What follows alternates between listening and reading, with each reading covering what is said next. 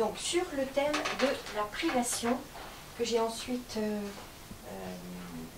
distingué avec plusieurs dynamiques, à savoir la frustration, donc, la privation, la punition et la bouderie. Vos questions, vos interrogations. Ben, déjà, la bouderie, c'est de la part de la personne qui a été frustrée. La bouderie dont tu parles. Pas forcément frustrée, c'est de la part de quelqu'un surtout qui repère un coin sensible chez son interlocuteur et qui voit que de la priver, ça va lui donner, enfin, priver, si je te prive toi, ça va me donner du pouvoir. Donc c'est vraiment de l'ordre de la relation. C'est moi qui vais bouder. Non, c'est moi qui boude, mais c'est toi qui va te sentir soit dans le trouble, l'incertitude, qu'est-ce que j'ai mal fait, et tu vas être dans une dépendance à moi. Donc je crée une dépendance que tu prends ou pas d'ailleurs, tu peux aussi l'ignorer. Ah oui, parce que moi dans ma tête, la bouderie, ça vient plutôt de la part de l'enfant qui a été frustré. C'est ça, voilà. Qui a été frustré ou qui n'est pas content, ou je voilà. ne sais quoi. Voilà, c'est ça. Et donc c'est sa réaction pour éviter d'être dans le malaise ou dans la parole. Il a trouvé cette option. Et donc il y a la bouderie de l'enfant, mais il y a aussi la bouderie des grandes personnes que nous sommes. Ah oui. Parce qu'en tant que grande personne, on arrive à bouder. Ben,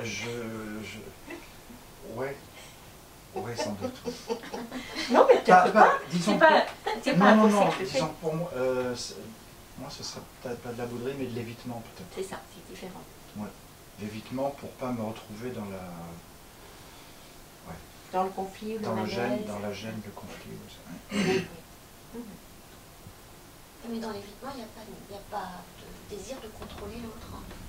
Ça peut. Tout dépend de l'intention. Tout dépend des mots qui sont mis, de la légende qui est mise. Je peux éviter en disant là, c'est trop pour moi. Oui. Et si je ne le dis pas, ça peut être quelque chose de la passivité agressive ou d'un évitement qui flirte avec la bouderie. La privation de l'autre. Créer le manque, c'est ça. Ce que je me demandais hier après la conférence, c'est une personne, enfin un enfant, qui aurait vécu des privations douloureuses. Est-ce que les frustrations seraient plus difficiles à vivre pour lui? Du coup, j'ai l'impression que ça tomberait sur le même terrain. Peut-être, peut-être. Et du coup, comment accompagner un enfant? Comme si à ce moment-là, c'était juste le fait de manquer. Oui. Manquer, que ce soit dans satisfaction des désirs ou respect des besoins, peut-être qu'effectivement à ce moment-là, ça serait confondu. C'est très juste. Et du coup, comment accompagner un enfant qui en serait là à vivre des frustrations qui font partie de la vie? D'abord en lui permettant de distinguer les deux registres, désir et besoin. De toute façon, un petit, je pense qu'il confond les deux. Il a besoin de notre accompagnement d'adulte pour arriver à bien distinguer ce qui est de l'ordre du désir et ce qui est de l'ordre du besoin. Et quelquefois, nous arrivons à l'âge adulte sans avoir suffisamment distingué, c'est vrai. Oui. Et donc, c'est pour ça que j'insiste beaucoup sur cette distinction à faire entre les deux. Mais il y a cette dimension-là, désir-besoin, de la part de celui qui éprouve la frustration, la punition. Mais il y a aussi, est-ce que cette punition, cette frustration a été expliquée? Ah. Bon, parce que ce qu'il y a, c'est qu'il y a la dimension de la justice ou de l'injustice. Oui. De la part de celui qui reçoit la punition, est-ce que il ressent que c'est juste, dans ce cas-là, c'est accepté?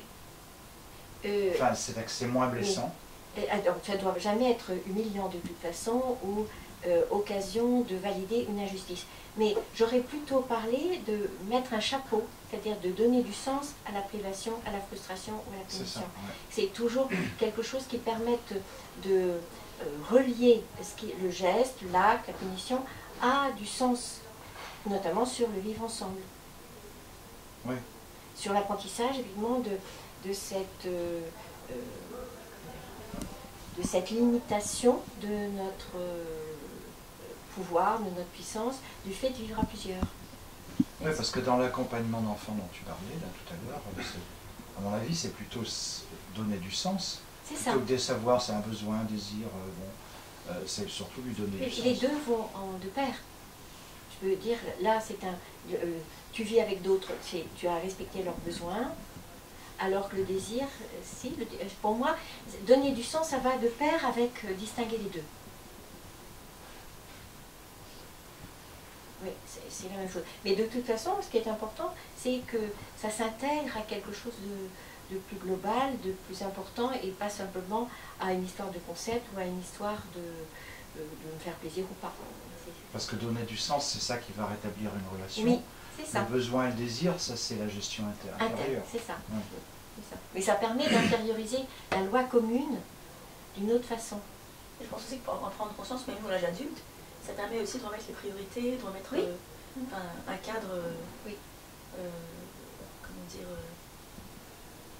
qui ne serait pas abusif de la part des gens qui demandent, par exemple. Enfin, je ne sais pas comment dire, qui limite la toute-puissance ou le tout désir, ou je sais pas quoi, qui limite quelque chose. Comment dire ça autrement. Mais tu parlais tout à l'heure, tu viens de parler là, toi, d'elle de façon accueillante des punitions. Enfin, je t'ai vu. Est-ce que il y a des punitions que tu valides? Non, c'est simplement comme nous sommes dans une culture qui punit, Ouais. au moins de continuer à donner du sens à une punition qui est imposée par l'éducation nationale. C'est simplement, voilà. Et là, pour éviter l'incompréhension dont tu parles, parce que tu parlais de comprendre, c'est de mettre une légende à une punition qui a été imposée, comme on le voit, et Elisabeth Maheu en parle beaucoup dans son livre. Si mon enfant se voit imposer une punition du fait de son appartenance à un établissement scolaire, je peux, moi, légender en disant ça, évidemment, je désapprouve. À partir du moment où tu es dans cet établissement, soit toi tu peux aller contester, soit effectivement tu peux le vivre en sentant que c'est injuste, mais cette injustice a été reconnue comme telle. Pour une punition collective, par exemple, d'où l'intérêt pour moi, en tant que figure parentale, de bien exprimer la façon dont j'intègre cette punition dans, non pas mon cadre de référence forcément, mais dans une réalité sociale.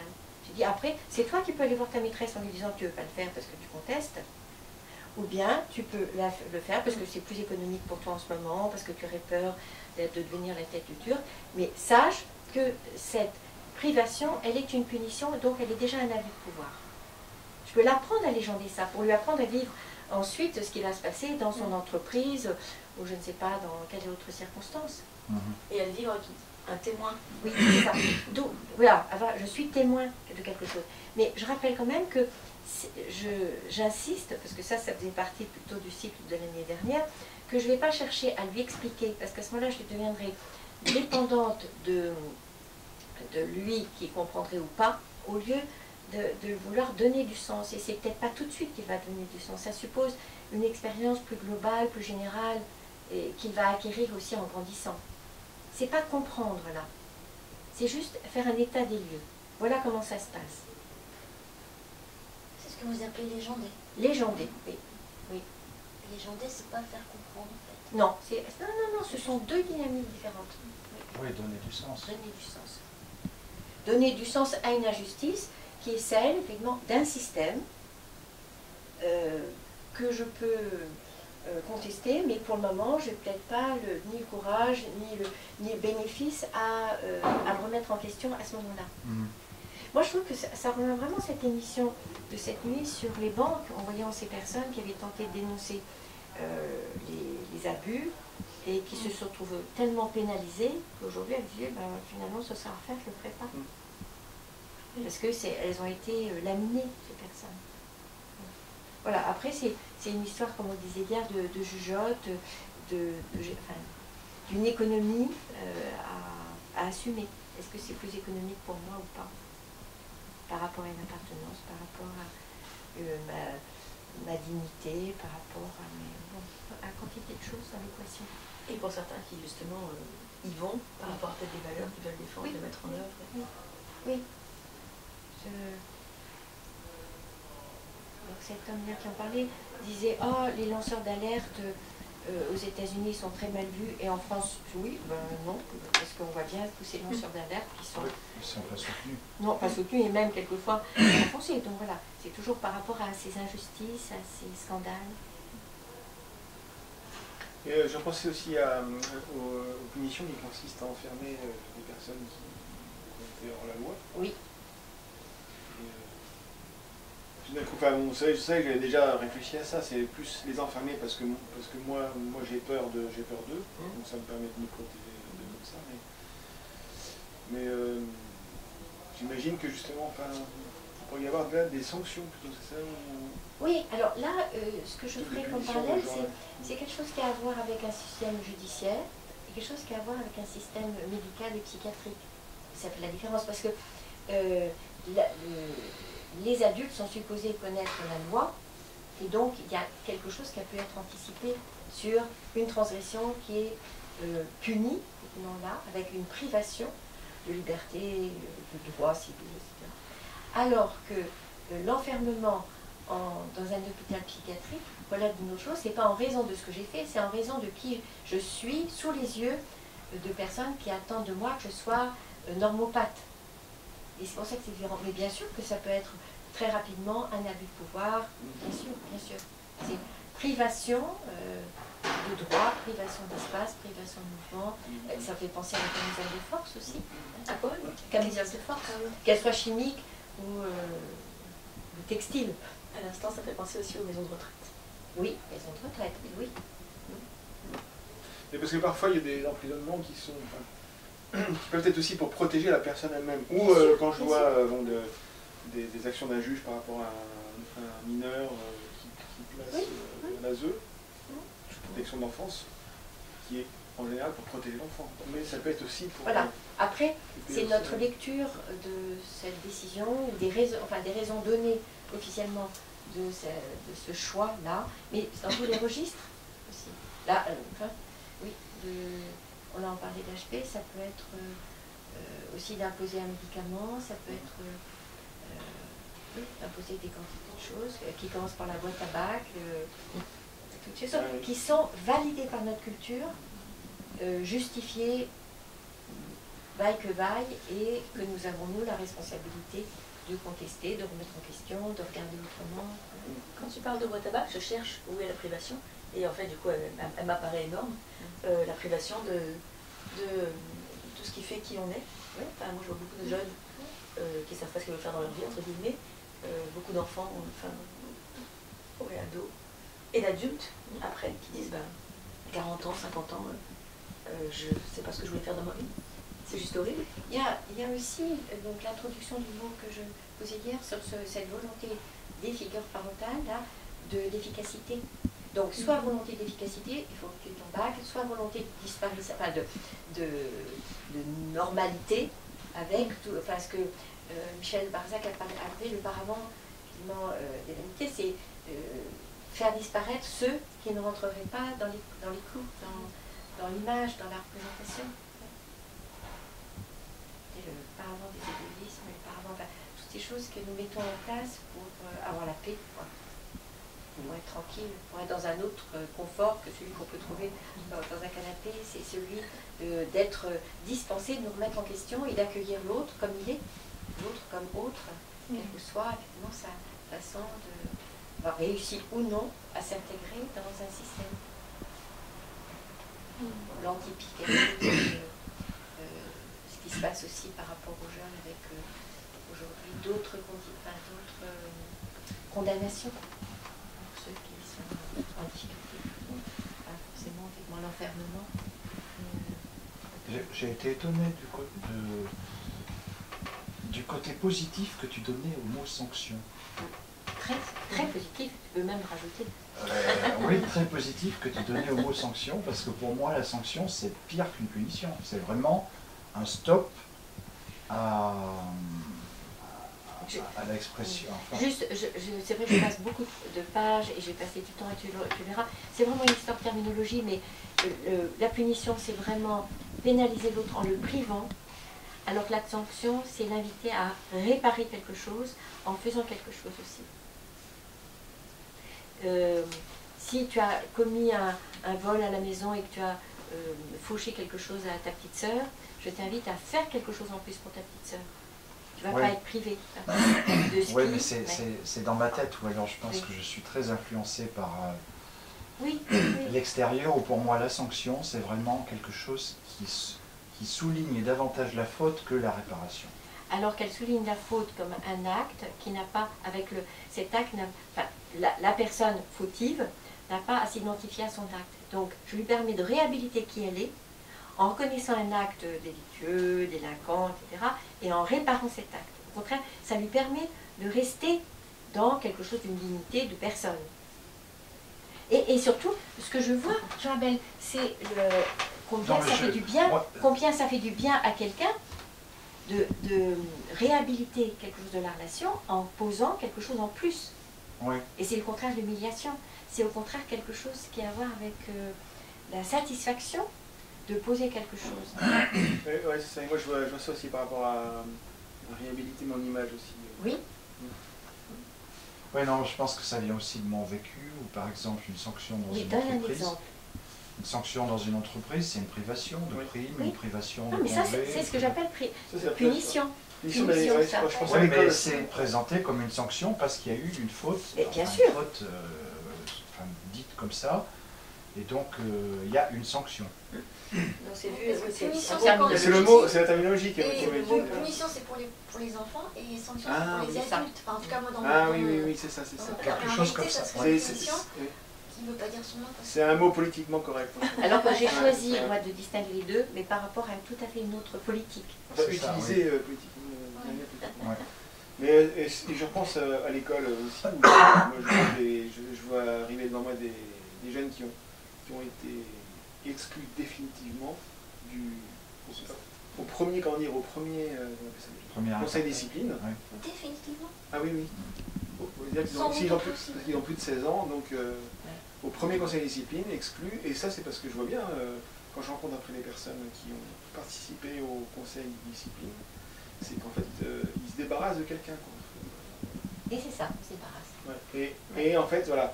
Et là où je trouve que c'est grave, c'est que c'est en fait sans préavis, parce qu'il y a en effet un règlement qui est bien écrit, enfin bien écrit, il y a un règlement qui est écrit, Existe. pardon, qui existe, mais en fait l'intensité de la punition, j'ai envie de dire quand même, elle n'est pas marquée en fait. Donc en fait, Et donc là, il y a forcément un but. oui, parce parce qu'en que- plus, ma personne, je pense C'est pas qu'elle... un règlement. Non, c'est pas un règlement. Non, mais je veux dire, c'est les- marqué les- règlement, je veux dire, Ouais, c'est marqué écrit règlement. c'en est pas un. La spécificité de la sanction telle que je la pose, c'est qu'elle est anticipée, elle est proportionnelle, et elle est immédiate, et surtout elle est réparatrice au sens où la personne se fait quelque chose en plus. Anticipé, c'est-à-dire. La personne qui a fauté savait déjà à quoi elle s'exposait.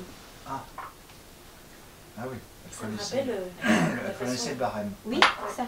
Ça me rappelle la façon de travailler des psychoéducateurs au Québec, où ils ont, quand il y a un enfant qui pose des actes répétés et que l'enseignant, par exemple, ne sait pas comment l'aider à changer, ils ont une grille d'observation.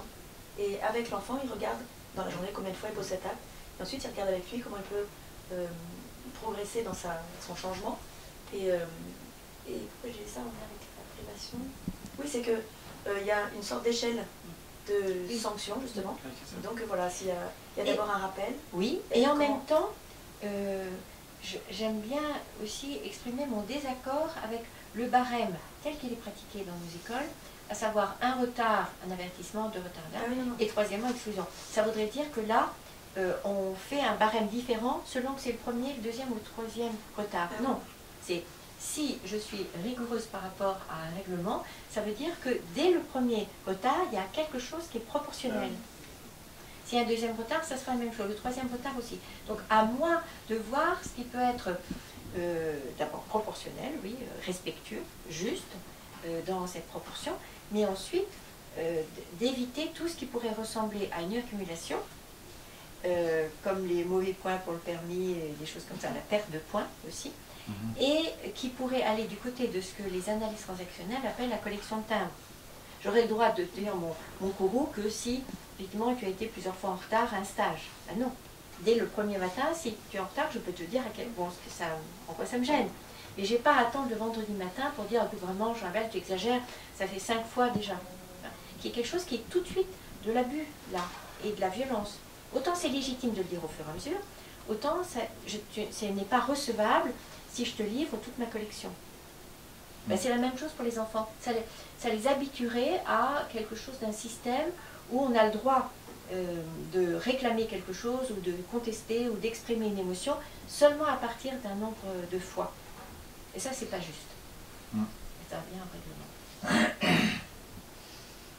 Pour en revenir à cette façon de faire des psychoéducateurs, tu parlais d'exclusion définitive ou des choses comme ça.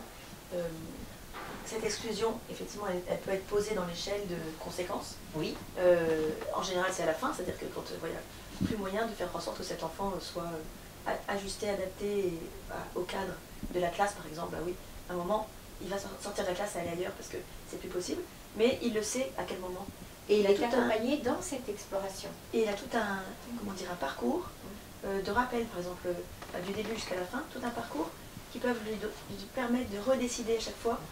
Ah, ouf, il y a ce risque-là, je reste et je fais ça. Il y a ce risque-là, je reste. Et donc c'est précieux parce que du coup il peut et donc c'est se surtout reprendre en main. Responsabilisation. Voilà, exactement. C'est vraiment précieux.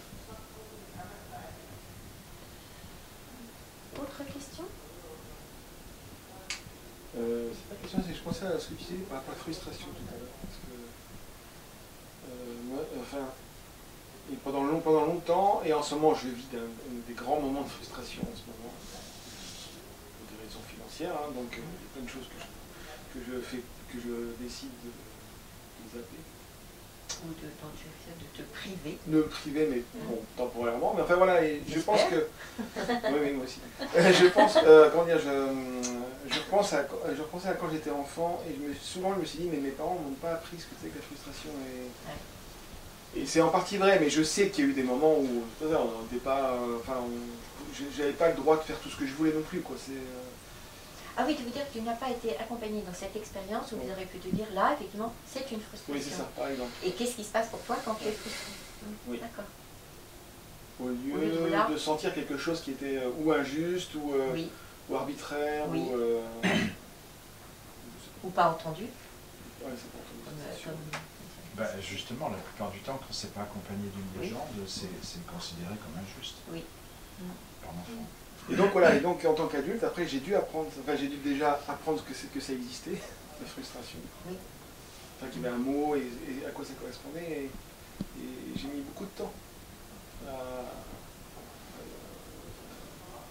à m'en nourrir, et puis même à me satisfaire parfois de ça, ou justement de constater que tout n'est pas ouvert, quoi, justement. Et que grâce à ça, je peux aussi me nourrir de ce que je vis vraiment, de ce que je peux faire. Et là, on parlait tout à l'heure de la responsabilité du jeune. Non? Là, c'est la responsabilité du parent de faire le choix, soit de remplacer la casquette qui a été perdue dans le métro, c'est plus économique en termes d'émotion, ça va, soit d'accepter que l'enfant tape du pied, se roule par terre, en disant je suis pas content parce que j'ai perdu ma casquette dans le métro. Donc ça aussi, c'est une énorme responsabilité. Dans le chagrin, la colère, l'insistance, le harcèlement, voilà, pour avoir de nouveau une casquette McDo, et éviter le chagrin et la perte. Et c'est ça que j'entends aussi.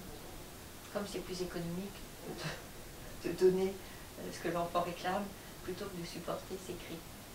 Ah oui, mais une chose justement que j'ai dû apprendre, c'est ne pas passer à l'acte quand j'ai un désir vis-à-vis d'une femme, en fait. Voilà. Ah oui, oui, d'accord. Oui. Bon, déjà apprendre qu'il y a une différence entre désirer et aimer. Oui.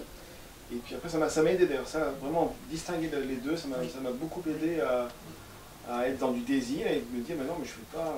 Alors on confond ça dans la terminologie aussi occidentale, on confond aimer, désirer. Et toi, comment ça s'est passé quand tu as accompagné les expériences de frustration de tes filles? Oui. Très bien, c'est bien passé. Pour moi. Tu veux dire, comment je les ai accompagnés? Oui, est-ce que pour toi, c'était quelque chose que tu avais suffisamment intériorisé pour pouvoir les accompagner, elles, dans cette forme d'intériorisation? Ou est-ce que je pense que j'avais déjà pas mal avancé quand mes filles sont nées pour les accompagner là-dedans. Je pense. Après, j'ai encore avancé, mais je pense. Après, maintenant, c'est mon regard à moi. Hein. Peut-être que mes filles ne diront pas la même chose.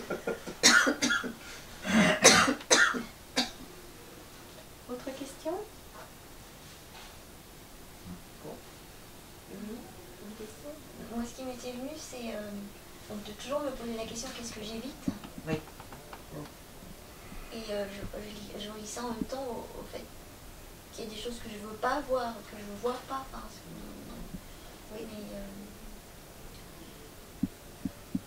que je ne veux pas voir pour me protéger. Oui. Enfin, ce que vous appelez déni, en fait. Et que donc il y a. Enfin voilà, comment je fais avec ça. Enfin, je peux bien me poser la question qu'est-ce que j'évite. Mais si je ne veux pas voir ce que j'évite, ou si c'est en dehors de mon champ. Mais il y a Quel lien avec la frustration, la mission ou la privation?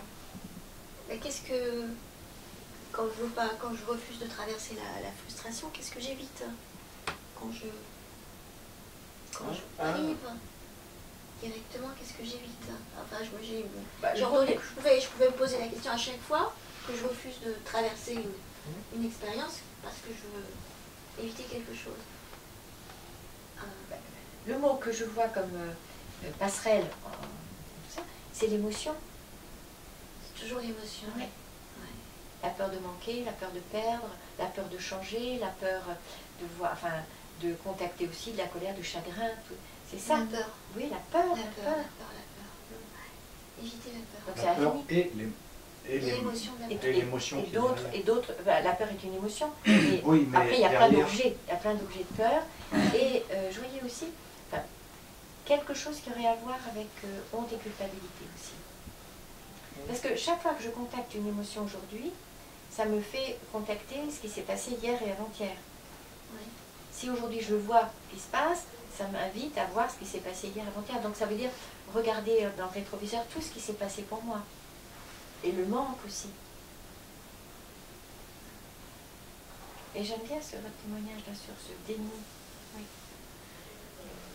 Hier à la conférence, il y a quelque chose qui m'a frappée. Et comme souvent, un mot n'est pas tout blanc ou tout noir. Juliette, avec toi, si je fais référence. Par exemple, le mensonge, Oui. des choses comme ça. La privation, que je voyais plutôt du côté des choses à éviter totalement, je l'ai vue d'une façon possiblement positive hier. Comme par exemple, priver l'enfant de son besoin de bouger dans un magasin, par exemple, parce qu'il y avait voilà, cet exemple-là qui était donné. Et du coup, ça me fait réfléchir à tout ça autrement. J'aime beaucoup ce que ça me permet de voir avec toi, Aliette, c'est que c'est pas tout blanc, tout noir. Non, et alors je refuser, reprends, à refuser, merci pour ça, je reprends et en me reliant à toi si j'en parle, j'en parle quelquefois avec un enfant, de le priver de se resservir à table. Et c'est ça qui permet de voir, est-ce que c'est le besoin de nourriture, est-ce qu'il a faim, ou est-ce qu'il serait en train de vouloir prendre plus de nourriture pour compenser. Donc, parce qu'on m'avait demandé aussi avec certains enfants de limiter leur consommation de nourriture. Et là aussi, je prive. Ouais. Mais est-ce que je suis capable à ce moment-là d'identifier est-ce que je le prive d'un besoin ou est-ce que je le prive de l'accès à quelque chose qu'il va vivre comme une sensation. Ah oui. C'est pour ça que bien sûr que priver est quelque chose qui peut être complètement légitimé par des circonstances. Je peux me priver aussi moi de sommeil ou d'autres choses, mais en donnant du sens à ça, ou de nourriture, ou c'est ça. Ah oui, je vois bien que quand je repense à l'histoire de frustration, ça c'est un truc typique que j'ai pas appris, que j'ai pas vécu chez mes parents. Oui. D'être justement stoppé dans la mesure. Limité. Ouais, limité. Oui. Ou dans les cris aussi. Je peux dire à un enfant, non, dans cet immeuble, tu ne cries pas. Et je peux l'inviter, donc toujours avoir une option alternative. On peut partir, on peut aller dans la voiture, ou on peut aller dans la forêt, là tu peux crier, mais ici tu ne cries pas, parce que nous sommes en collectivité. Après, il y a tout ce qui se décline avec l'âge, un bébé, je le laisserai crier, mais sûrement pas un enfant de 2 ans de la même façon. Voilà. C'est pour ça que c'est vrai que ça réhabilite la privation comme quelque chose qui n'est ni une torture, ni un abus de pouvoir, mais qui est un apprentissage. Vivre en commun, ça veut dire accepter de nous priver. Pas seulement d'être frustré, mais nous priver de quelque chose. Merci à chacun de votre ponctualité, de votre présence, de vos questions. Avec plaisir. Et à une prochaine fois.